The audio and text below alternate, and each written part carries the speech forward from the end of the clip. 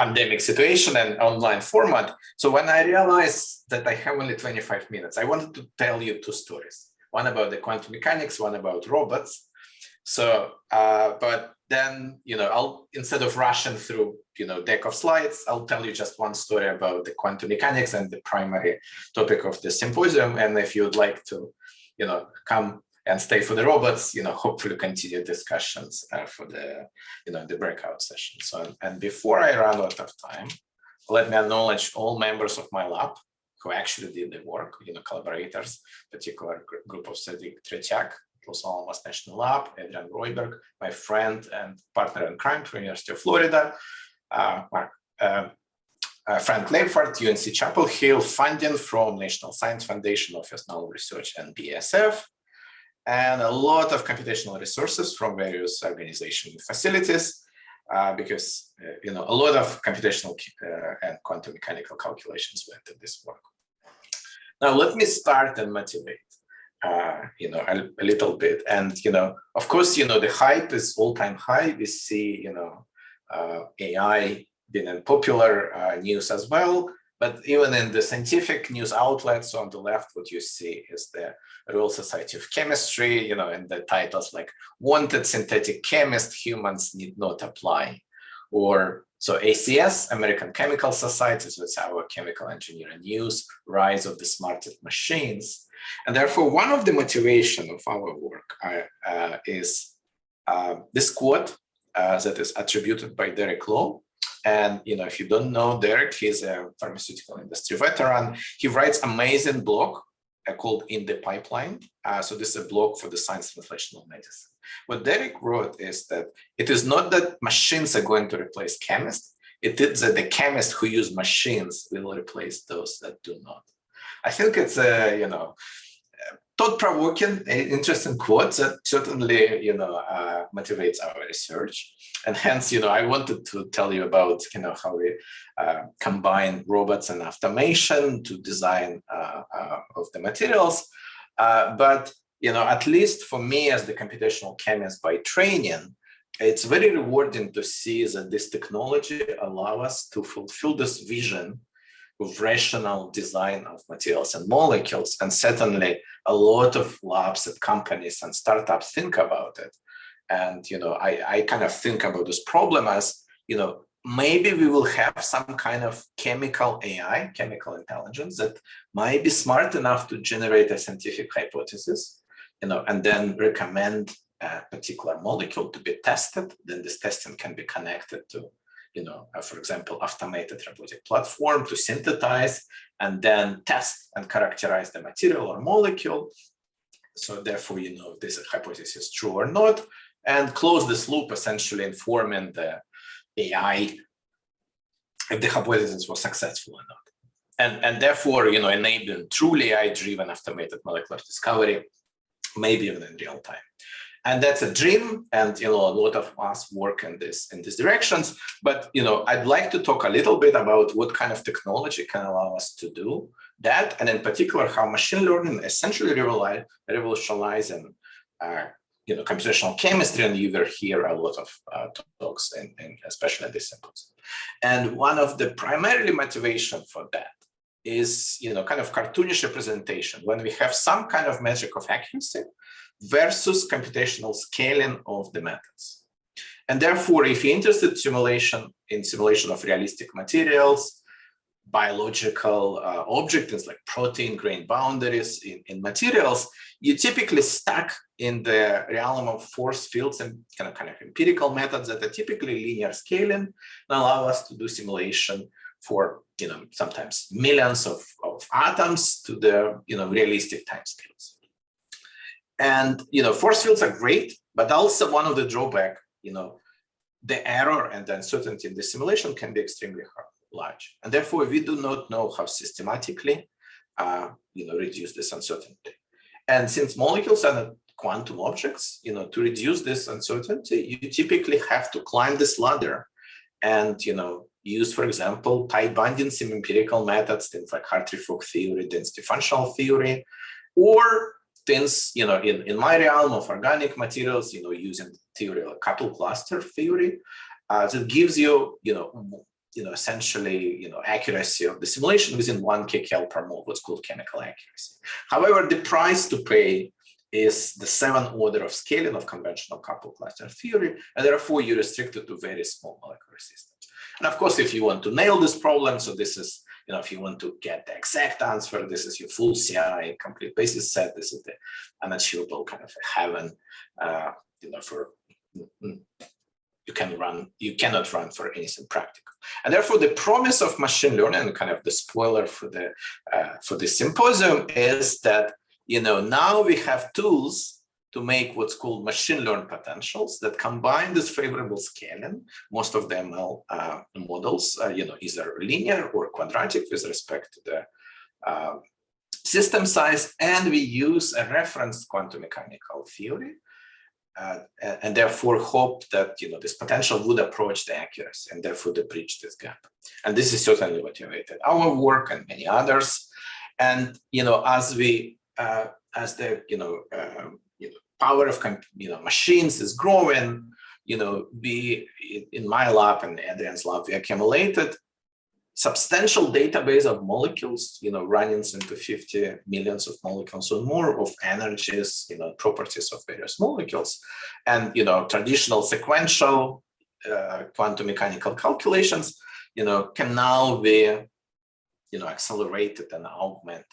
And a couple of important things here. One is the molecular representations, how you represent molecule for learning, and machine learning itself. And therefore, we can bypass quantum mechanics and predict certain properties directly. Why we can do it?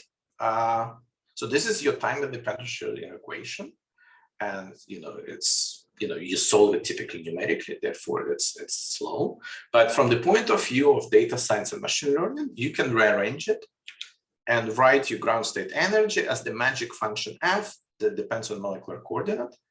And this is a supervised machine learning. This is a regression problem. And therefore, the goal of machine learning, find this magic function f that connects coordinates with the property. In my lab, we like neural networks.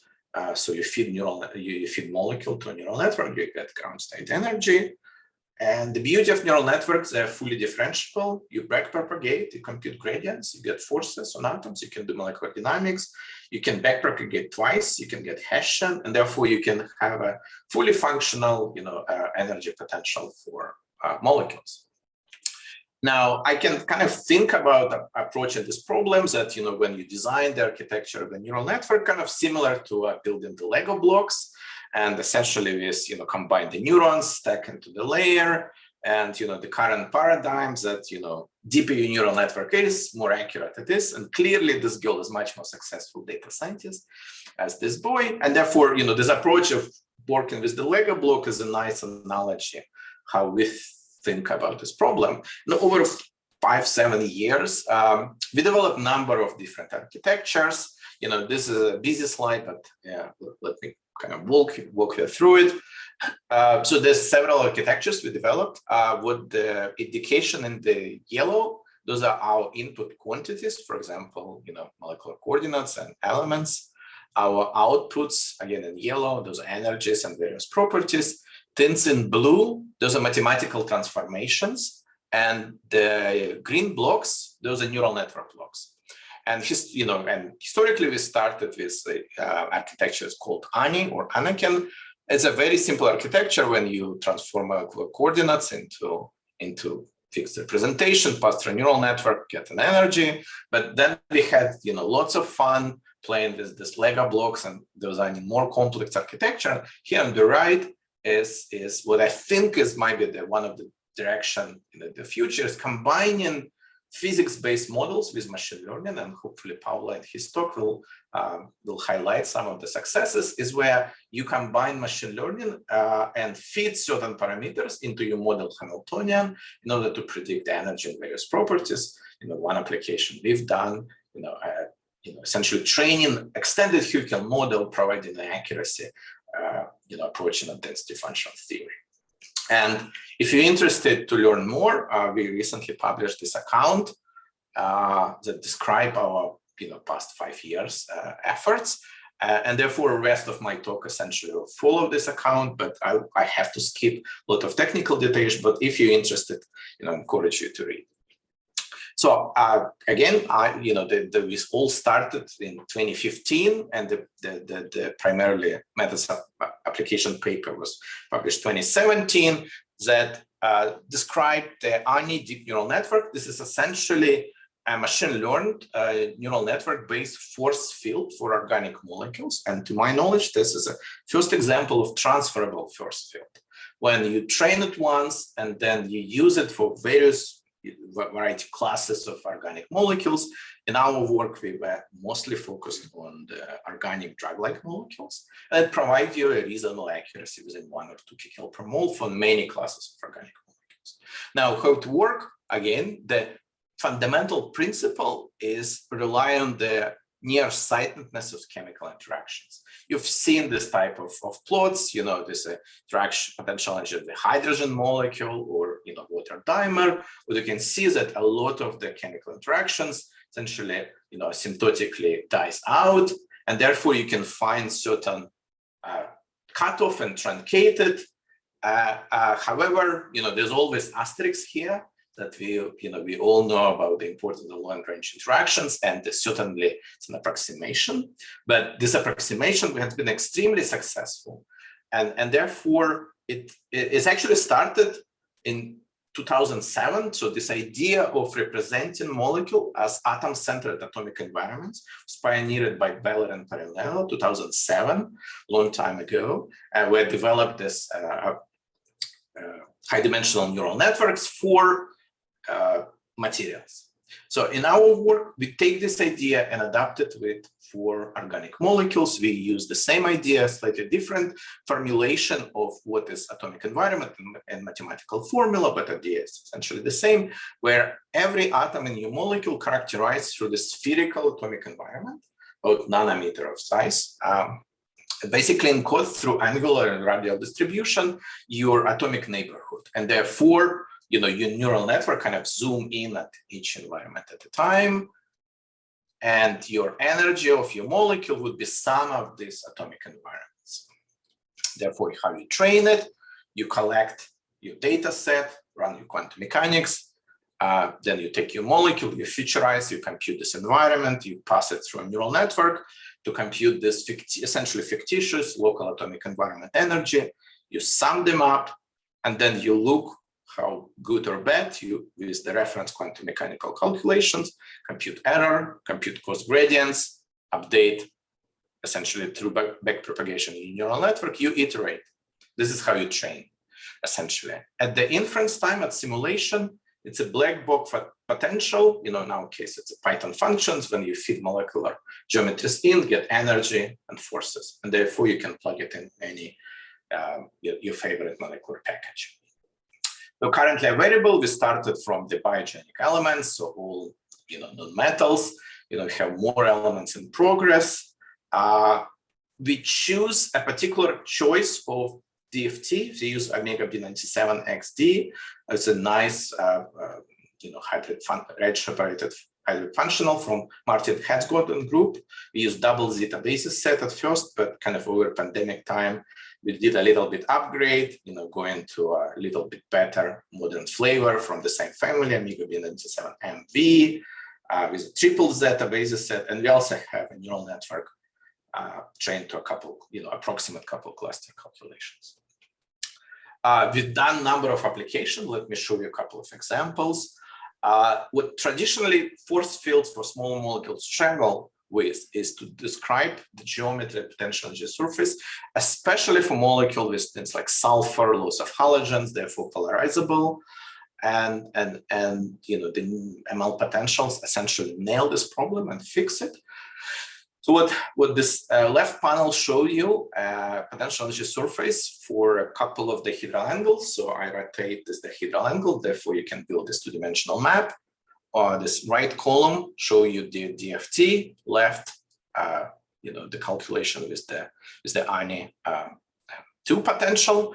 And as you can see, it essentially reproduces even the smallest kinks in the potential in the full potential energy surface map. So the total error within 1 or 2 kcal per mole, and you get minima we expected to have. Again, using the, for example, neural network trained to a couple cluster theory. You can also do extremely accurate calculation of reaction thermochemistry, things like isomerization energies and gas phase free energy of reactions. And again, references here. But one application I'd like to go a little bit more is now we can plug this in this ML potentials and do more sophisticated calculation. For example, we can now see how we can impact things like free energy simulation through molecular dynamics and thermodynamic integrations. This one example of kind of relevant application would be TYK2 kinase. So this is one of the human kinase protein, which is implicated in various cancers, so it's clinically relevant. And this protein specifically part of what's called Schrödinger benchmark, FEP method benchmark for protein-ligand binding free energy. So this particular protein has very accurate measurements of protein-ligand binding free energy for a congeneric series of ligands that varies different R groups. So if you would do state-of-the-art free energy simulation, and here keep in mind, this is not docking. This is real free energy simulation of protein and ligand through molecular dynamics and various techniques. So what you find out that although the error in the free energy simulation is rather low, so root mean square error is 1 kcal per mole, but the R square, the ranking of the ligand, is kind of a mixed bag. It's 0.4. And the reason is because you have several of the ligands that are severely outliers. So you have very large errors. And therefore, this is again manifestations. The full force field can be very accurate or may not be. And you don't know this beforehand. So what we did, we team up with a group of John Candera and the Sloan Memorial Kettering Cancer Institute, and combine his expertise in molecular dynamics and now machine learning potentials, and write augmented thermodynamic cycle, how to use our potential and combine with the traditional force field simulation, essentially kind of in the spirit of QM-MM, replacing QM with MM. And at this point, only the ligand been treated as the force field because we have only small molecule part. The rest of the protein treated classically. You can write this augmented free energy cycle. And long story short, this is what we had before. Again, state-of-the-art, force field simulation. This is what we get as replacing only the ligand force field with the machine learning potential. Root mean square error drop 50% from 1 kcal to half, but most importantly, R square is 0.86. So you drastically reduce these errors. It's very encouraging. And if you're interested, again, there's a preprint for that that describes in the details. And the reason again why it works is because of the much more accurate description potential energy surface and conformational energy of the ligands, especially the dihedral degrees of freedom. All of our methods are implemented available. We maintain a couple of software. So for example, Torch ANI is our implementation of the ANI potential using PyTorch framework. And again, we get essentially, a lot of functionality. You can do things like molecular dynamics, geometry minimization, analytic hashing. You can do thermochemistry and various harmonic, quasi-harmonic approximation. You can do conformational search and gas phase continuum dielectrics, and other kind of nice features. And this is a link to GitHub. Now, let me show you a few things that we work on a couple of years. Again, following our Lego analogy, is that this architecture by no means is perfect, and that's why we have this meetings. So first of all, of course, we have truncation of our long-range interactions. Also, we have this handcrafted descriptors that describe the atomic environments. So in our work, we extended that, which give us a rise. Why not learn the descriptor itself? Why not have learnable embeddings? Why not add an additional steps that allow us to pass long-range interactions? And this gives us a rise to what we called AIMNet. atoms and molecules neural network, and the name actually inspired by the Bader theory of quantum theory atoms and molecules, where atoms described by density, which is consistent atom density in the molecule. In our case, we have learned representation, essentially vector of numbers that are consistent through this mean of what's we call message passing, and passing those long-range interaction through these iterative updates, and therefore allowing us to do these long-range interactions. We also can train this neural network to multiple properties, and therefore, again, details in this paper in 2019. Well, first of all, does it worth the effort? And the answer is yes. So these iterative updates and learned interactions substantially improve the accuracy as you pass the messages. So this is the T is the indication how many messages, how many iteration of messages you pass, and you see relative error, and essentially it reduces certain properties are more non-local, and therefore you can have substantial reduction of error, sometimes twofold with the respect of the Ani potential. Therefore, it's all good. Learned representation allow us also to open this black box and look for the nature of these embeddings. So this is a two-dimensional projection called TSNE. It's essentially a dimensionality reduction of this atomic embeddings for several elements of the organic molecules. And what serendipitously or not, this embeddings kind of reminds us, this corner of periodic tables when you have oxygen, sulfur. So this is fluorine and chlorine, and hydrogen, interestingly enough, was closer to the halogens, which kind of makes chemical sense. And you can look up and kind of zoom into each of the cluster, for example, for carbons, and look for clusters of carbon in different environments, different hybridization, and so forth. And also these embeddings nicely correlate with the partial atomic charge on the atoms as well. You can also test and compare prediction out of this neural network, for example, with experimental observable things like salvation free energy, and therefore, for example, we go accurate measurement of salvation free energy for drug-like molecules and fully computed salvation free energy. Again, here we use a continuum dielectric, and therefore there are limits of the accuracy of this method. Nevertheless, we get error 1.8 kcal per mole in decent Rankine, which is all good and encouraging. So we've done a lot so far, about what we called thermodynamic control, things like finding the conformers, reaction thermochemistry. But we're also very interested in chemical reactivity, and can we make these tools, reactive, and essentially, study chemical reactions. However, one of the challenges of many methods, not only we develop but others, that if you look for them, all of them use just geometric descriptor. But to solve and predict the properties of molecules, you also need the charge and multiplicity. Therefore, geometric descriptor is not enough. And in very recent publication, just a few months ago, was published, we extended our AIMNet framework and include a dependence of the neural network on the total molecular charge and multiplicity, therefore allowing us to make models for essentially arbitrary charge and spin state of the molecule and train them together.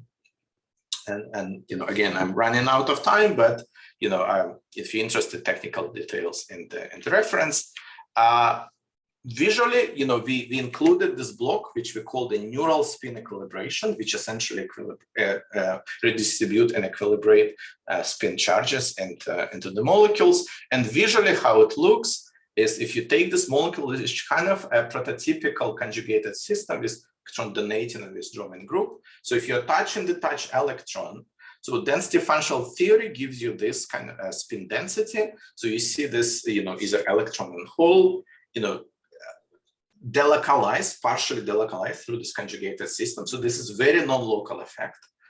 And if you use just a purely geometric descriptor-based prediction, what we show here, that all the charges are the same, and this is not corresponding to what's happening in the system, where the charges are essentially formed with kind of a spin wave behavior. You hit the phases, positive, negatives, and go up and down. And this is a very, again, manifestation of this non-local effect. But as you include the NSE module, you pass these messages, you can clearly see the distribution of the spin charges and see the apparent formation of the spin wave, and qualitatively correct description of this non-local effect. We trained this model. Again, it's a generic framework. So far, we trained to 3 states: neutral molecules, +1, -1, so cation, anion, radicals. I will not bore you with the accuracy, but there's an appreciable accuracy to 3 kcal per mole. From these energies, basically from these 3 states, you can also compute ionization potential electron affinities with about the same accuracy. And design of this neural network was not random. What it essentially allows us to do is bypass all quantum mechanical calculations to compute conceptual DFT quantities. If you still remember conceptual DFT theory, basically it provides us a mean to compute various reactivity indices, things like chemical potential, molecular hardness, electrophilicity, Foucault function, and so forth. So all of them is a partial derivative of the energy with respect to the number of electrons, or infinite difference approximation, those quantities.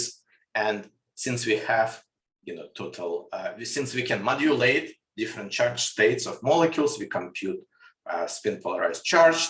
You can plug them in, fully bypass quantum mechanical calculations, and predict them out of the box. This is the accuracy. It works fairly well, despite the fact we never trained for these quantities. They predict it very well. And we put them to the test. And again, we use one, essentially a fruit fly application in organic chemistry. Can we predict regioselectivity of electrophilic aromatic substitution? And for example, this is an example of the electrophilic aromatic substitution, the bromination of the aromatic rings. And the regioselectivity, this is essentially in which position of this aromatic system that the bromine would go. And regioselectivity essentially depends on the delocalization and the stability of the sigma complexes, where this charge is mostly delocalized. So state-of-the-art methods to predict regioselectivity, again, not surprisingly, quantum mechanics. So you can build predictive model using conceptual DFT indices and achieve certain accuracy. The state-of-the-art method is actually combined, this conceptual DFT indices with the methods called regioscan. And this is semi-empirical method that enumerates all possible sigma complexes and achieve accuracy, approaching 90% in the particular standard test set. So out of the box, if we use the same set and same data set, replace DFT with the AMNet indices and learned embeddings representation of the atoms, we can essentially achieve the same accuracy, but 1,000,000 times faster. So this allows us to provide high throughput calculator for reactivity indices, descriptors for numerous downstream machine learning tasks, predicting reaction outcomes and other useful properties. And with that, let me finish, leave you with the list of links, all our codes on GitHubs, plugins, comment to various packages. Most of our data is also open. And thank you very much for your attention.